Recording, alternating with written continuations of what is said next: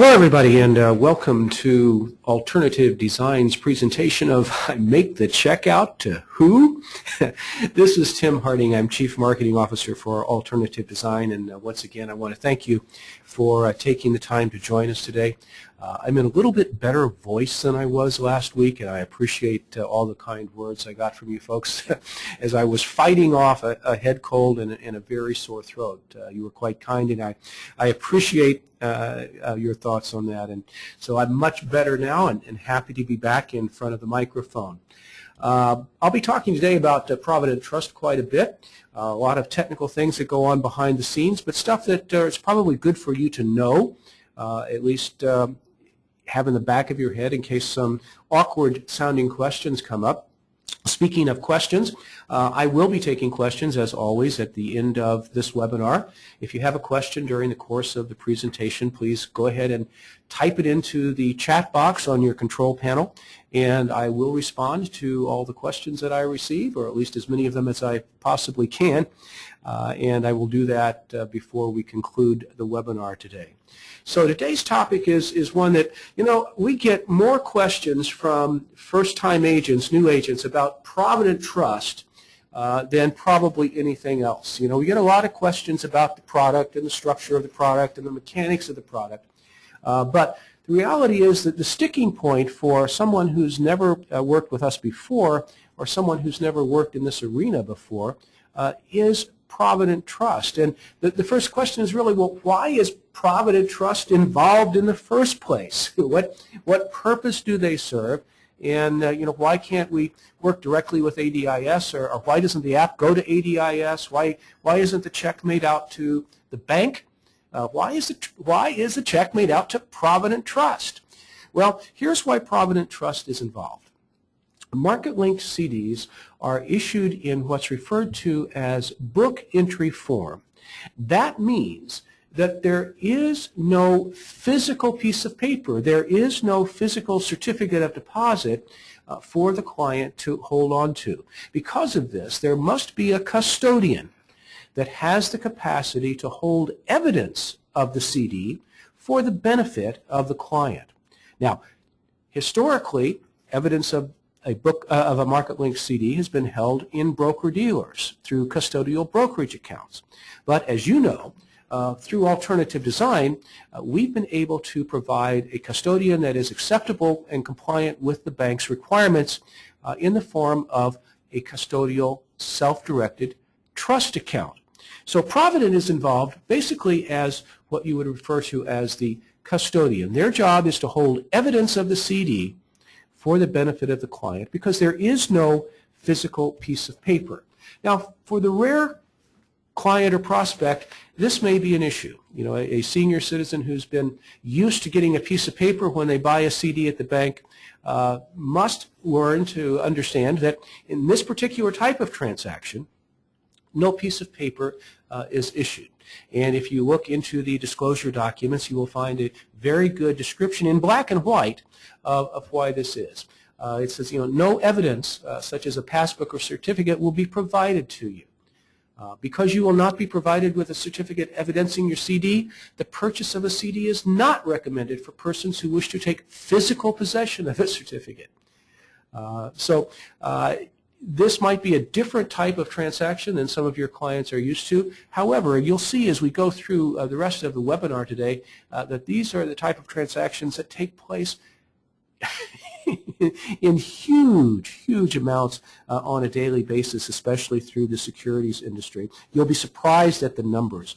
Now, a question that we often get when sitting across from a client or a prospect for the first time, and they're getting ready to make out that check, they want to know, why am I making it out to Provident? The follow-up question is really the same question. It's, well, why can't I just make it out to the bank? Why don't I make the check out to the bank? Well, the answer is because the bank won't take your money that way. MarketLink CDs are only issued in bulk, in large purchases. I always like to explain it by saying, it's kind of like if you wanted to buy a Mercedes-Benz, you couldn't talk to the factory in Germany. They don't want to talk to you. They would redirect your call or your inquiry to a dealership. If you wanted to buy 1,000 Mercedes-Benz, well, in that instance, they might be willing to talk to you. Market-linked CDs are very much the same way. If you want to buy $5 million or $10 million worth of market-linked CDs, the bank will talk to you directly. But if you want to buy 50,000 or 100,000, just like with the Mercedes-Benz, you're going to have to go through a dealer. You're going to have to go through what is referred to as a deposit broker that has a custodian. And that's the reason Provident Trust is in the equation. They act as our deposit broker. They act as the Mercedes dealership to make the large purchase directly from the bank and then deliver evidence of that CD to the individual CD holders that are trust account holders at Provident. So the next question is always, well, who is Provident Trust and how are they regulated? Because most of us don't know a whole lot about trust companies or trust regulations. Now, Provident Trust is located in Las Vegas, Nevada, which has some of the strictest regulations regarding trust companies in the United States. Provident Trust has been around since 1970. Let's see. Provident Trust is a full services trust company who acts as a custodian. They were founded in 2004. They've got over 9,400 active accounts and now significantly more than $1 billion in assets. And they are licensed, regulated, and in good standing with the State of Nevada Department of Business and Industry, Division of Financial Institutions. And you can go into the State of Nevada and contact the Department of Business and Industry, Division of Financial Institutions, and find information on Provident Trust. So this is a highly regulated entity. It's not some fly-by-night shell company. It is a highly regulated entity in the State of Nevada. Now, of course, the process to purchase a market-linked CD is very simple. The client decides that they would like to invest in a market-linked CD that you have presented to them. They open a trust account, a self-directed trust account at Provident Trust. The application that you have them fill out is not an application for a CD. It is instead an application to open a custodial trust account with Provident Trust. Included in that application is one page entitled Direction of Investment. That is where you instruct, or your client instructs, Provident what to do with the money that they are being sent. And then on the trade date, when the CDs are purchased on behalf of your client, Provident Trust purchases the CDs directly from the bank. The bank sends electronic evidence of the CD back to Provident Trust. Provident Trust then reflects that in the individual accounts of the people who purchased CDs that particular month. Now, the interesting thing is there's a lot of money and stuff moving back and forth electronically here. First thing that happens is the client fills out the application, makes out the check. You go through the process. We have the application reviewed for suitability and completeness. It goes to Provident Trust. Provident Trust opens an account. But as you know, nothing's going to happen until the trade date hits. So that money is going to be sitting at Provident Trust waiting for the trade date to occur. Well, what happens to that money while it's waiting for that trade date to come? Well, as soon as Provident receives the money, it immediately goes into a pooled account with an FDIC-insured bank awaiting the trade date so Provident can purchase the CDs on behalf of the client. So at no time is your client's money not protected by the added security of FDIC insurance. It is covered from the moment that Provident receives and deposits the check through the purchase of the CDs on the trade date and during the holding period of the CD. So at no time is your client's money not FDIC insured, even though it may be listed in a cash account with Provident for a period of time waiting for the trade date. So Provident Trust serves as the custodian between the depositor and the bank, makes the purchase on the trade date. The client now is the proud owner of a self-directed custodial trust account with Provident Trust. Now, prior to 2014, Provident Trust provided this account on a no-fee basis to purchasers of CDs. The reality was that we compensated them out of the compensation that the banks paid, so that the client would not have to pay a fee for the custodial trust account holding evidence of their CD. As of 2014, Provident is now going to be charging an annual fee of $50 after the first year. In other words, the first year of the account is at no charge. An annual fee of $50 will be charged going forward from there at the beginning of each year, paid out of interest earned on the CDs. Now, when you consider that custodial fees in most institutions cost substantially more than $50, this is a pretty good deal. And it offers some interesting opportunities because since the client is now paying a fee to have this custodial trust account, even though it's a nominal fee, they are also able to deposit additional assets into this custodial trust account. Think of it as a great parking place for money, for certain assets. And as financial professionals, here's a great opportunity to take control of significant assets. Let's say that, for example, you have a 401k that you need to roll over, and you don't want to put all of it into a market-linked CD. You want to spread it into 3 or 4 different things. You know, the simplest approach, now that you have this opportunity with Provident Trust, might be to roll the entire 401k over into the custodial account at Provident Trust and disperse it from there on a self-directed basis so you don't have to fight with those other custodians. You don't have to go through all the complications of moving the money to 3 or 4 different places. Great opportunities here. Something that you can use to make your life and your client's life a whole lot easier. And, you know, while we're on the topic of qualified money, you know, let's talk about, you know, what happens with required minimum distributions in an account held by Provident that holds market-linked CDs. What if it doesn't pay sufficient interest to cover the RMD for that year? Not a problem. One of the other big advantages of having the account at Provident Trust is that Provident is able to take a percentage of the CDs that the client owns and reclassify them as non-qualified money as opposed to qualified money and satisfy the RMD requirements. So what happens in this process if you've never been through it? Well, first of all, the client writes the check to Provident Trust for the benefit of your client's name. The application is reviewed for suitability and completeness. Once we've signed off on the application, then you overnight the check and the application to open the custodial trust account to Provident Trust. Provident Trust receives the application, opens the account, deposits the check in an FDIC-insured money market account, and then sends a response to the client, your client, and Provident's now client, welcoming them to Provident Trust Group, explaining that their account has been opened and that it is now sitting in cash. Clients, of course, have the ability to go online and look at their account. And on the trade date, Provident Trust will then purchase the CDs and send a confirmation statement to the client saying, as per your instructions, we have purchased the CDs that you told us to, and instead of cash sitting in your account, you are now the proud owner of a certificate of deposit in the amount that you specified. The client will receive an annual statement from Provident Trust or a statement whenever there's any activity inside the account. Now, since most of our CDs only pay interest annually, that basically means they'll get an annual statement reflecting interest paid. Now, you will be notified in every case where interest is going to be paid on a CD prior to your clients even receiving that notice.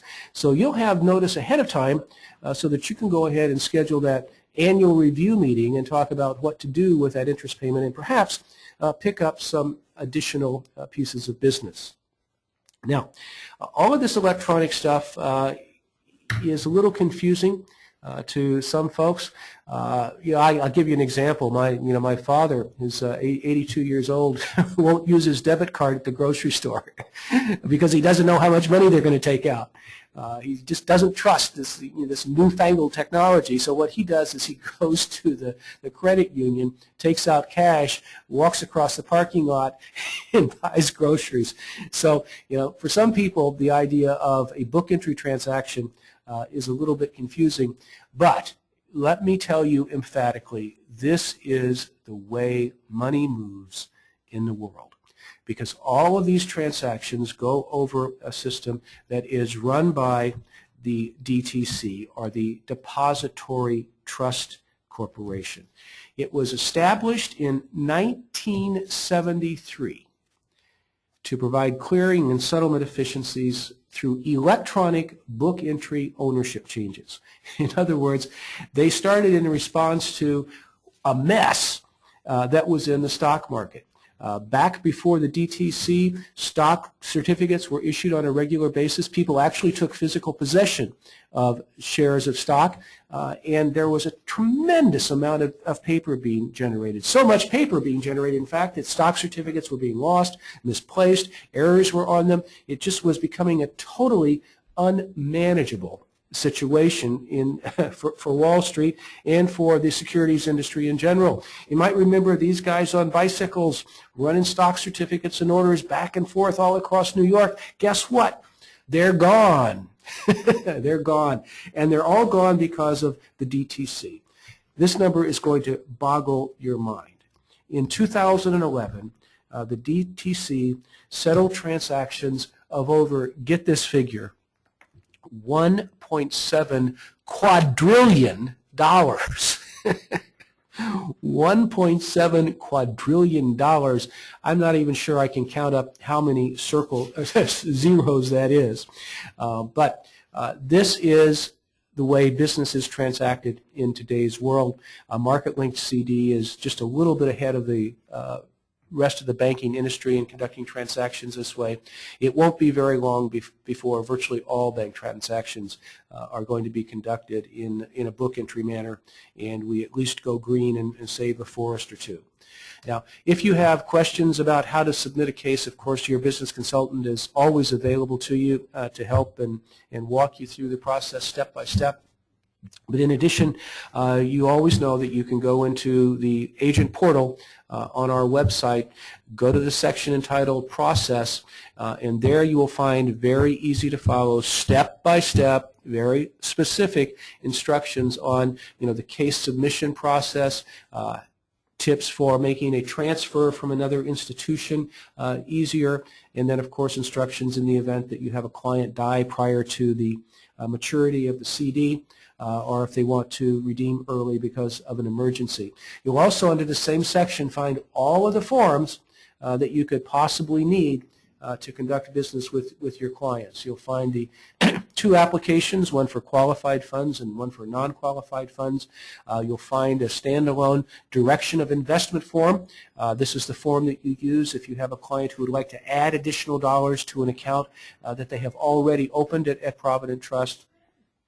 There's an agent authorization form that you can have your clients sign that will give you access to their accounts at Provident Trust. Distribution form for IRAs, withdrawal forms for non-qualified money, and change of beneficiary forms. So everything is in there, and once again I'll emphasize that don't worry, your business consultant is always there to help walk you through each and every one of these forms, but they're all available to you on the agent portal on the ADIS website. Well, we've got a little bit of time left for the month, not a whole lot. The first closing date is a week from Friday, so you do have a little bit of time to get business in. Had three pretty good products this month with an enhanced compensation. I've got an 8-year product from Goldman Sachs with a 2.75% compensation level. Both of the Bank of the West products, the 7-year products, are 2.25%. And then the Morningstar Bank of the West product at 1.75. A lot of interest in the product platform this month. Thank you for the business you're sending in. We're off to a very, very good start. But just a reminder, cutoff dates are coming. The next first cutoff date, as I said, is a week from Friday, and then the following Monday and Tuesday. So if you're working on cases right now and you know, you're close but not quite there, give your business consultant a call and try to wrap this up and make sure you make the February cutoff dates. So we're getting close, and you know, Chris Gross does everything he possibly can to make sure that the business is placed and issued so you get paid in a timely manner. But if you can help him out even by a day or so by getting the case in promptly, then that would be good for everybody involved. With that, I will go ahead and start taking questions. It wasn't one of my favorite topics to talk about today, but one that's necessary to discuss from time to time. So if you have a question, please go ahead and type it into the chat box. I see that there's already a couple that have been put in there, so I will get to those. Before I do that, I want to make a public service announcement. The public service announcement, for those of you who might not be aware, just in case, is that the day after tomorrow is Valentine's Day. So that's my public service announcement. If that hadn't occurred to you to this point, I wanted to give you a couple of days advance notice so you could make whatever preparations that you needed to make in regards to that. Okay, first question here from Dick. Can you provide a schematic or diagram about how an account gets opened, the trade date? This would be very helpful to show and go over with a prospect. Dick, that's an excellent idea. I don't have that, but it's an excellent idea, and I will certainly construct that. I agree with you. I think that it could be quite useful as a point of sale piece. Dick asks also, is the $50 fee per account or for each MarketLink CD purchase? The answer, Dick, good question. The answer is it's a $50 fee for the account. So you could have any number of CDs inside that account, and as I mentioned earlier, you could also have other assets in there that weren't MarketLink CDs, and the fee on an annual basis would still be only $50. Jim asks, if the MarketLink CDs don't make any money or less than $50 during the year, is the client still obligated to pay the fee or the difference? Jim, they are still obligated to pay it, but they don't have to pay it that year. What Provident intends to do is take that fee out of interest earned in subsequent years. The client is still required to pay the $50 a year, but it will be paid out of subsequent interest earned, or if the CD hypothetically never earns anything, it would in fact come out of principal. Please keep in mind, however, that these fees don't apply retroactively. If you have accounts open with Provident currently that were opened prior to 2014, no fee is ever going to be assessed on them. And since 2014 began, I don't believe that we have put on our platform any CD that doesn't at least have a minimum guaranteed annual interest rate, with the exception of the Morningstar product, which is point-to-point over 6.5 years, so no interest is paid on that one on an annual basis.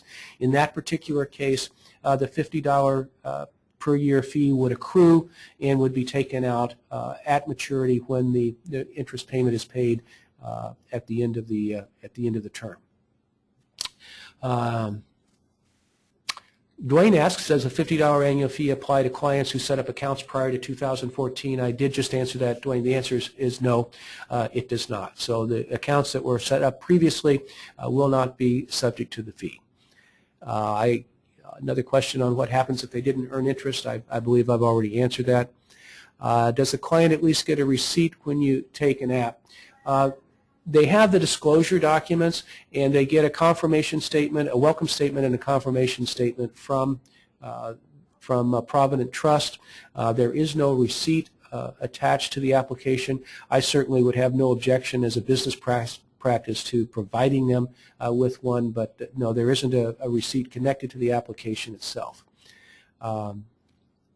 Fred asks, are there a limited number of contracts available? I'm not, Fred, you'll have to send me an email or give me a call and clarify that. I'm not sure exactly what answer you're looking for there. Patrick asks, on what page do I find the list of 26 advisors? I don't know them that well, Patrick, but I will make a note. I do capture these questions on the screen here, and I will look that up for you in the disclosure documents and let you know where you can find who the top 26 are. Another question is the $50 fee for qualified and non-qualified money. The answer is yes, that's correct. And again, it's a pretty good deal when you think about what you would normally pay for a custodial account for qualified money. Patrick asks, on an emergency cancellation, what do they get back? Patrick, they get back whatever the market value of the CD in question is, and that market value is determined by a number of factors, including the length of time that they have been in it, as well as the underlying performance of the bonds and the options that support the product. So basically it's a market value adjustment, and it could be less or it could be more than the initial premium price. We can have a larger discussion on that as well, but there is no surrender charge, there is no penalty for early withdrawal, but the market value may be less than the original principal if they try to cancel it too soon. Question from David, is there E&O coverage for selling market-linked CDs? You know, we don't know for sure, David. There are two schools of thought in this. One is that your E&O coverage for your insurance products does cover them as well. There's an argument that it doesn't. If you call your carrier and ask them specifically, they will say no. But there's really very little E&O risk with a market-linked CD, however. Gregory asks, what's the minimum amount that the account can be opened for? Minimum amount to open an account with Provident is $25,000. After that, additions can be made in $1,000 increments. John asks, are partial withdrawals available? The answer, John, if you read the disclosure documents, is no. It's not permitted. However, keep in mind that the CDs are issued in $1,000 increments. That means that a complete withdrawal can be done in $1,000 increments. So in other words, if your client has $50,000 in the account with Provident Trust, they do not have one $50,000 CD. They instead have 50 $1,000 CDs. And if they wished to liquidate, say, 5 of those 1,000 CDs, they could certainly do that. And that, in my mind at least, if not technically, is the equivalent of a partial withdrawal. Okay, looks as if the questions have run out. I want to thank you once again for joining us today.